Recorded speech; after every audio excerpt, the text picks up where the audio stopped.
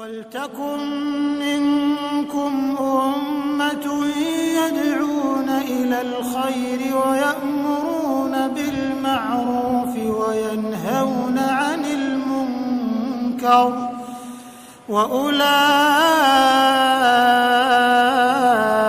هُمُ الْمُفْلِحُونَ. Assalamualaikum warahmatullahi wabarakatuh. Alhamdulillah wassalatu wassalamu ala rasulillah wa ba'd. Saudara sekalian dicintai Allah subhanahu wa ta'ala, ada seorang dokter ahli bedah menceritakan pengalamannya di ruang prakteknya. Terus suatu hari dia didatangi oleh seorang ayah yang membawa anaknya dengan keluhan yang sakit berkepanjangan di bagian perutnya. Maka sang dokter memeriksa, kemudian diadakanlah serangkaian pemeriksaan lab dan ditemukanlah kenyataan bahwa sang anak ini harus segera mendapatkan tindakan operasi karena ada masalah yang serius di ususnya. Maka sang ayah ini akhirnya menandatangani kesanggupan untuk tindakan itu dan dimulailah proses tindakan operasi itu dan masuklah sang anak di ruang operasi. Sang dokter mengatakan bahwa ini kondisi yang cukup serius dan dia juga tidak berani menjanjikan bahwa hasilnya bisa maksimal. Tapi dia berusaha untuk memberikan yang terbaik untuk proses operasi tersebut dan akhirnya proses operasi itu berjalan dengan baik. Dan setelah operasi itu berlangsung dengan sukses, anak itu dipindahkan ke ruang ICU dan ternyata progresnya sangat baik. Di luar dari perhitungan dokter itu dan tidak lama setelah itu, sang anak itu sudah masuk di ruang perawatan. Sang dokter ini kaget. Menurut perhitungan dia, bahwa ternyata kondisi yang seperti ini adalah kondisi yang berat. Sangat sedikit yang bisa sukses dalam proses operasinya. Maka setelah kondisi sudah sangat membaik, sang dokter memanggil sang ayah, kemudian bertanya, "Wahai Bapak, apa amalan Anda sehingga anak Anda ini bisa selamat? Kalau menurut perhitungan saya sebagai seorang dokter, seorang ahli, ini proses ini sangat luar biasa. Ya, saya tidak bisa memprediksinya. Mungkin Bapak punya amalan tertentu yang membuat proses ini begitu luar biasa." Maka sang ayah itu menjawab bahwa semenjak anak ini divonis mengidap situasi yang darurat, maka tidak berhenti saya bersyukur kepada Allah Subhanahu wa ta'ala di setiap etape pengobatannya. Ketika Anda, wahai dokter, mengatakan bahwa ini harus diberikan tindakan dan Anda memberikan tindakan itu dan saya menyetujuinya, saya bersyukur kepada Allah, ya Allah, anak saya masih bisa ditolong, anak saya masih bisa dilayani oleh dokter. Begitu masuk ruang operasi, alhamdulillah ya Allah, terima kasih ya Allah, masih bisa masuk di ruang operasi.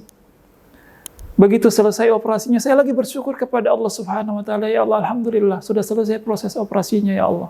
Anakku sudah masuk di ruang ICU. Dalam proses di ruang ICU juga saya bersyukur kepada Allah Subhanahu wa ta'ala, ya Allah, alhamdulillah ya Allah, anakku masih hidup. Anakku masih bernafas. Di setiap etapa perawatannya itu saya selalu bersyukur kepada Allah Subhanahu wa ta'ala. Mungkin inilah yang menjadi penyebab sehingga Allah Subhanahu wa ta'ala memberikan mukjizatnya kepada anak saya. Saudara sekalian cintai Allah Subhanahu wa ta'ala, ini adalah potongan kisah yang luar biasa yang memberikan kepada kita pembelajaran yang dahsyat tentang begitu dahsyatnya yang namanya bersyukur kepada Allah. Dan itu menjadi bukti tentang janji yang Allah sebutkan dalam Al-Quran. Di surah Ibrahim, la in syakartum la azidannakum. Wa ista'adzana rabbukum la in syakartum la azidannakum. Ingatlah ketika Tuhanmu mempermaklumkan kepada hamba-hambanya, seandainya, sekiranya engkau bersyukur, maka pasti aku akan tambahkan kepada kalian nikmatku. Saudara sekalian cintai Allah Subhanahu wa Ta'ala, ini adalah inspirasi yang luar biasa untuk kita semuanya. Bagaimana kita selalu memiliki rasa syukur kepada Allah Subhanahu wa Ta'ala di semua situasi kehidupan kita. Karena ternyata kesyukuran itu mengundang kemudahan, keberkahan dari Allah Subhanahu wa Ta'ala dari area yang tidak pernah kita duga.